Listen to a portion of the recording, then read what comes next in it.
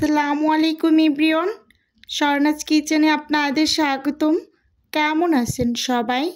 আশা করি আল্লাহ তাআলার অশেষ রহমতে সবাই খুব ভালো আছেন। আজকে আমি আপনাদের সাথে শেয়ার করব ঈদ স্পেশাল মাটনের রেসিপি। আশা করি রেসিপিটি ভালো লাগবে। প্রথমেই এখানে আমি 1.5 কেজির মতো মাটন নিয়েছি। হাড় চর্বি সহ ভালোভাবে ধুয়ে পরিষ্কার করে নিয়েছি। এখন ম্যারিনেট করে নেব।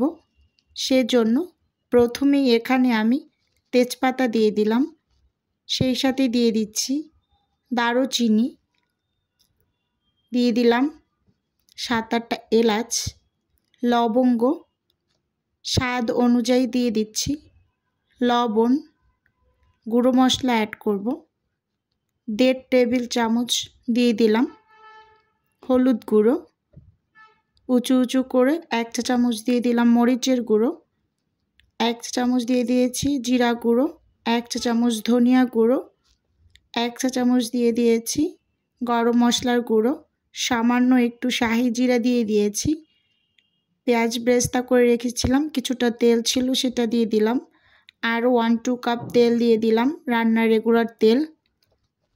এখন 1.5 টেবিল চামচ আদা বাটা, 1.5 টেবিল চামচ রসুন বাটা, দুইটাই আমি সম পরিমাণে দিয়েছি। মাটনে অবশ্যই রসুনের পরিমাণটা একটু বেশি লাগে, আমি দুইটা সম পরিমাণেই দিয়েছি। সামান্য একটু সাদা গোলমরিচের গুঁড়ো দিয়ে দিলাম, আর 1 টেবিল চামচ দিয়ে দিচ্ছি টমেটো সস। এখন সব কিছু হাত দিয়ে খুব ভালোভাবে মেখে নেব। অবশ্যই হাত দিয়ে খুব ভালোভাবে মেখে নেওয়ার চেষ্টা করবেন, তাতে করে মশলা খুব সুন্দরভাবে মাংসের সাথে সব জায়গায় লাগবে, তাই হাত দিয়েই মেখে নেবেন।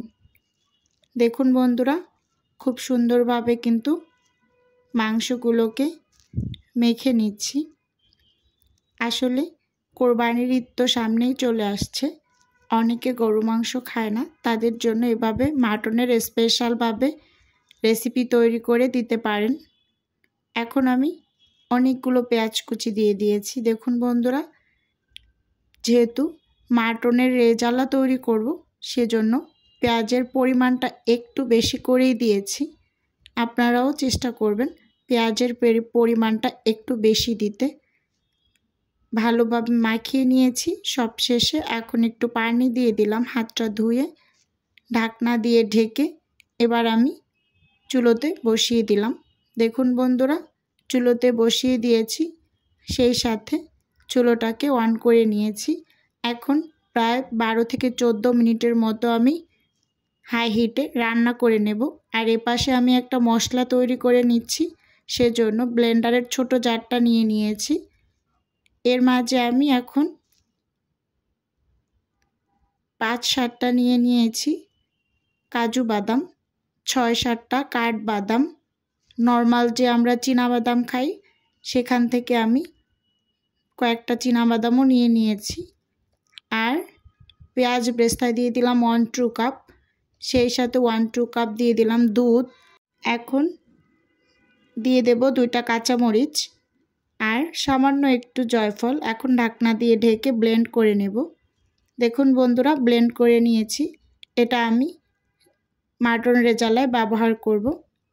এখন চুলোতে যে মাটনটা বসিয়ে রেখেছিলাম, দেখুন সেটা কিন্তু অনেকটা পানি উঠে এসেছে। এখন আমি এই যে 12 থেকে 14 মিনিট পর ঢাকনা খুলে খুব ভালোভাবে একটু নেড়ে চেড়ে নিচ্ছি। অনেকটা কিন্তু পানি উঠে এসেছে। এখন ঢাকনা খুলেই আমি কয়েক মিনিটের মতো একটু রান্না করে নিয়েছি নেড়ে চেড়ে। যে পানিটা উঠে এসেছে, এই পানির মাঝেই আমি আরও 1.5 কাপের মতো পানি দিয়ে দিচ্ছি। এই 1.5 কাপ পানিতেই কিন্তু আমি পুরোপুরি মাংসটা 90%-এর মতো সেদ্ধ করে নেব। এখন ঢাকনা দিয়ে ঢেকে আমি প্রায় আধা ঘন্টার মতো রান্না করে নিয়েছি। দেখুন ঢাকনা খুলে আবারও একটু নেড়ে চেড়ে নিচ্ছি। ঝোলটা কিন্তু অনেকটা কমে এসেছে, অল্প কিছু পরিমাণ ঝোল আছে।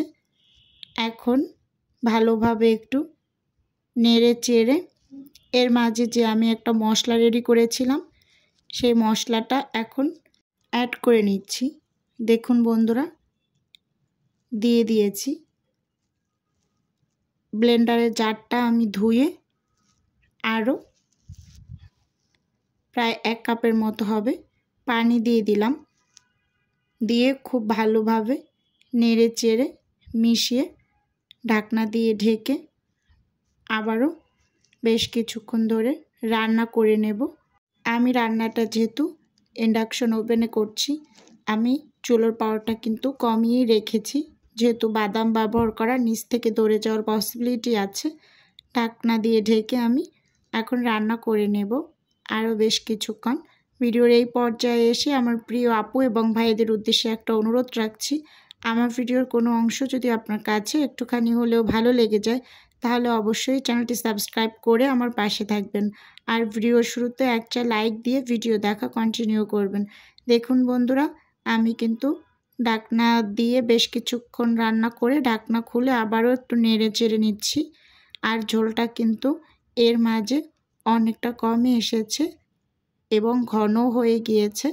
আর মাংসগুলো পুরোপুরি একেবারে সেদ্ধ হয়ে গিয়েছে। আমি যেহেতু পোলাওর সাথে সার্ভ করব তাই ঝোলটাকে একটু টানিয়ে নেব, সেজন্য ঢাকনা দিয়ে ঢেকে আরও 2-3 মিনিটের মতো একটু রান্না করে নিয়েছি। দেখুন বন্ধুরা, ঢাকনা খুলে এই পর্যায়ে আমি উপর থেকে কিছুটা পরিমাণ বাটার দিয়ে দিচ্ছি। আমার কাছে বাটারটা মাটন রেজালার জন্য পারফেক্ট মনে হয়েছে। আর আপনারা চাইলে কেউ এখানে ঘিও ব্যবহার করতে পারেন। খুব সুন্দরভাবে নেড়ে চেড়ে মিশিয়ে চুলোটা অফ করে দিয়েছি। আমার এখানে একটু ভিডিও স্কিপ হয়ে গিয়েছে, আমি পেঁয়াজ বেরেস্তা আর কাঁচামরিচ দিয়েছিলাম, অতটুকু ভিডিও স্কিপ হয়ে গিয়েছে। দেখুন বন্ধুরা, ঠান্ডা হওয়ার পরে এটার ফাইনাল লুকটা একটু দেখুন, দেখতে কতটা ইয়াম্মি লাগছে আর খেতে কিন্তু মাশাআল্লাহ অসাধারণ হয়েছিল। আপনারা এবার ঈদে এভাবে মাটনের রেজালা তৈরি করতে পারেন, ভীষণ মজা লাগে। একবার হলেও বানিয়ে খেয়ে দেখবেন। আজকের ভিডিও এ পর্যন্তই রাখছি, দেখা হবে নতুন কোনো রেসিপিতে। আল্লাহ হাফেজ, আসসালামু